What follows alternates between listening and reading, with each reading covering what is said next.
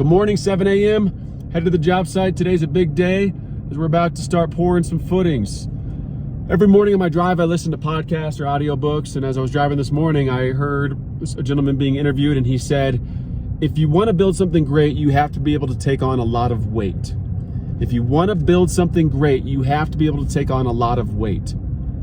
That really struck with me today. I don't know why, but it just really did, because maybe that we're pouring some footings and those things bear some weight. I don't know. But exciting day. We're just pulling up to the job site, so let's go see what's going on and where we stand. Building spec houses can be risky business, but it can also be extremely profitable.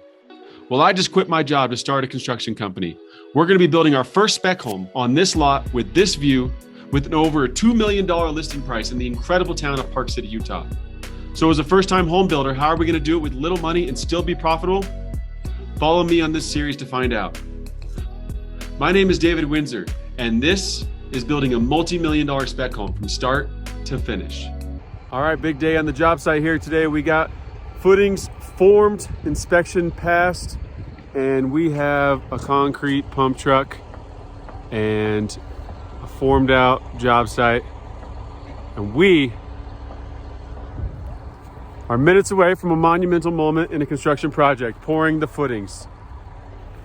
Getting concrete in the ground is always an exciting point in the job. You know that you're headed in the right direction, and this is when you slowly make the attempt to go vertical. And so this is really exciting that we're here. It's been about 3 weeks since we started the job, and materials are tough to get right now. Getting the concrete was crazy hard to get.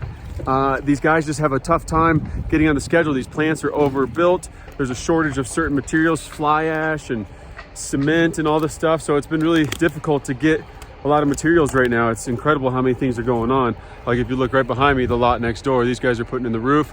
The house across the street, they're just forming frame and level 2. So there's a lot of action going on out here, and this is just a brand new development. So the rest of the town is just as booming as the rest of the country is just as booming. So coming down onto the back porch of the house right now.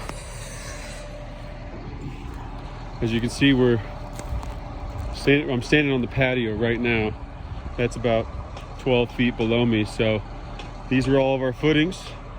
We're formed up, inspection passed. We actually failed an inspection yesterday because one, the guys weren't finished, and two, we had a mistake that all of us, the excavator, the concrete guy, myself, a good friend of mine who's an engineer, we all missed it, and so the inspector's the only one that caught it. So we had to come up with a solution with the engineer, how to step the footing up, and I'll explain that more in the drawings. And because of this, I've decided I'm going to start a lessons learned on throughout this series. There's going to be a lesson learned every week, and I'm going to share with you the silly things of my inexperience and what it's done for me as far as making mistakes or just not knowing everything that I need to know. And that's construction, and it's going to happen every single job. So either way, it's exciting. A lot of things going on, and next one will be pouring. See you soon. Oh,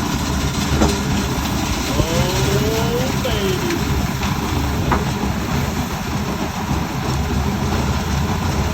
Something about it.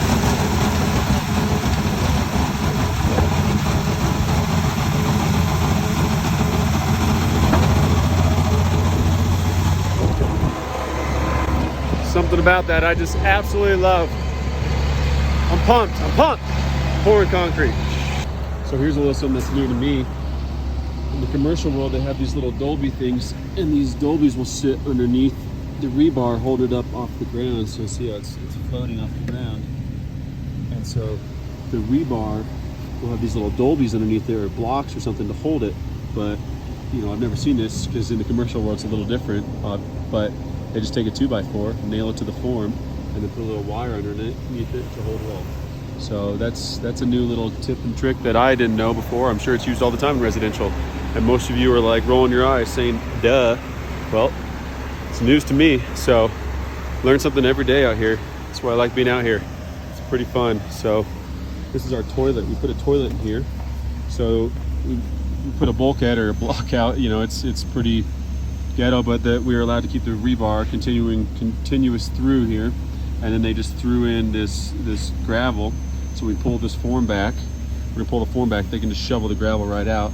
and our plumber can then put his toilet, which, you know, comes out right in the middle of this footing.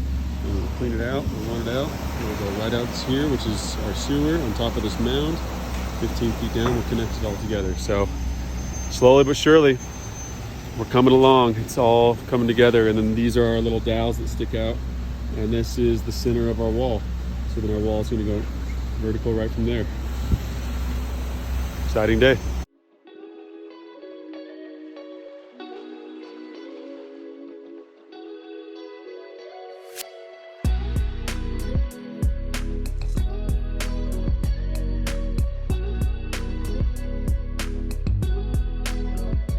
Here we are forming these footings in the back. This is the back of the garage. We're about halfway through this pour, maybe a third through, 2/3 through. We got one more truck to go. All in all, it's about 30 yards of concrete. There's 10 yards of concrete per truck, per mud truck. So each mud truck holds 10 yards of concrete. So we got about 30 yards in this pour. So only 3 trucks, small pour, you know, to be expected on an average residential home. Average being Park City prices have averaged 2-point-something million, my goodness. But once again, a very exciting day. I can't express enough how much it means to get concrete in the ground. This has been quite a while in the making, and I'm a little emotional that this is here. Like this, I mean, honestly, just whatever you want to do, figure out a way to do it.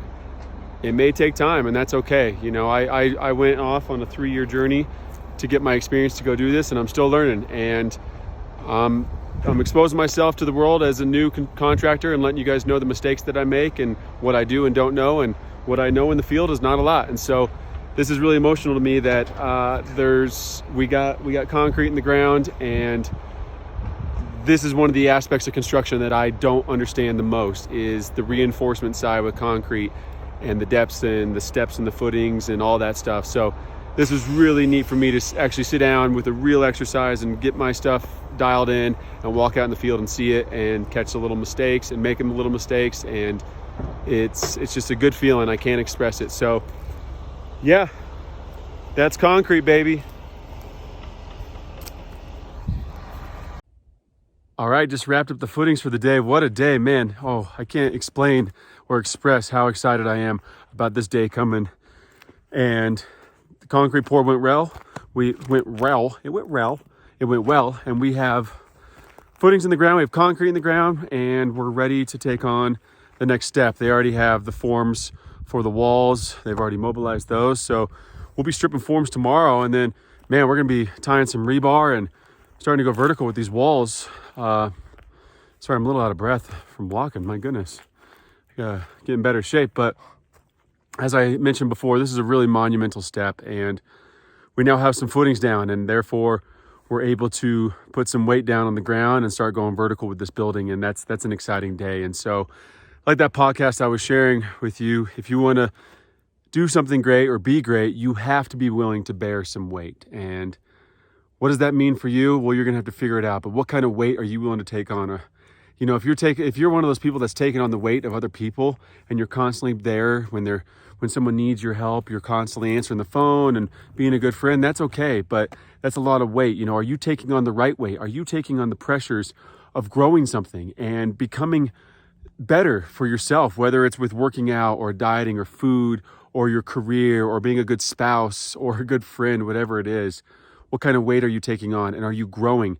And if you're not growing, you know, essentially you're dying. I mean, if you're staying the same every day, then you're not bearing enough weight. You got to start building that foundation. We've already mucked out all the bad dirt. We've hauled the bad dirt. We've prepped the site, and now we've poured the footings. And so the footings are getting ready for the foundation walls, and the foundation is just as important as the footings. And so you got to be ready. You got to be prepped. And the second you pour that concrete, it's in there. It's expensive to change. It takes a lot of time, and you don't want to do it. So take the time to find out how you want to lay your subgrade, your footings, your walls, and get your foundation strong in the ground before you do anything else in life. And that's all I have to say to you. So footings are in, concrete's going.